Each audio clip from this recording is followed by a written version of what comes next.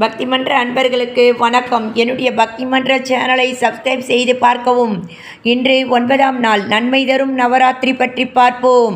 நவராத்திரியின் 9ஆம் நாளான அஷ்டமி மற்றும் நவமி ஆகிய நாட்களில் அன்னை பராசக்தியின் வடிவமான சரஸ்வதி தேவியை வணங்குவதன் மூலம் கல்வி, கலை மற்றும் ஞானம் ஆகிய அனைத்தும் அருளப்படும். தீமையை அழித்து நன்மையை காப்பதற்காக அன்னை பராசக்தி அசுரருடன் போர் புரிந்த நாளை கொண்டாடுகிறோம். பரமேஸ்வரி என்ற திருப்பெயரில் கொண்டாடப்படுகிறது. பழம் நாவல் பழம், கோலம் தாமரை, நிறம் வெந்தய நிறம், எண்ணியது ஈடேறும். இந்த நாளில் சரஸ்வதி தேவியை வழிபட வேண்டும். சரஸ்வதி அந்தாதி, சரஸ்வதி பாமாலை மற்றும் சரஸ்வதி தேவியின் பாடல்களை பாடி வழிபட வேண்டும்.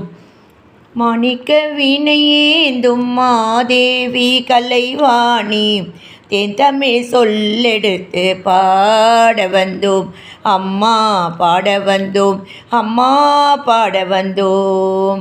அருள்வாய் நீ, இசை தரவாணி, இங்கு வருவாய் நீ, லயம் தரவே நீ அம்மா.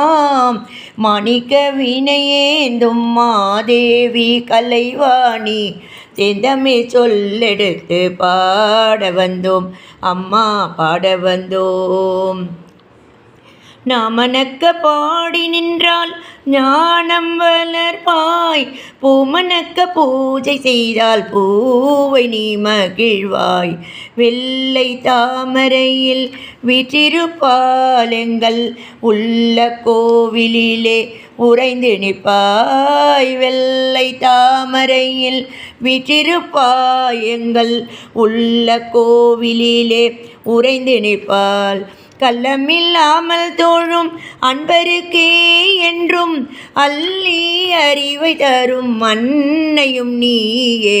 வாணி சரஸ்வதி மாதவி பாரதி பாகதீஸ்வரி மாலினி, காணும் பொருளில் தோன்றும் கலைமணி வேண்டும் வரும் தரவே நீ. நான்முகன் நாயகி மோகன ரூபிணி ஞான மனோகரி கல்யாணி, அருள்வாய் நீ. வானவர் கமுதே தேனருள் சிந்தும் ஞான மனோகரி கல்யாணி, அருள்வாய் நீ.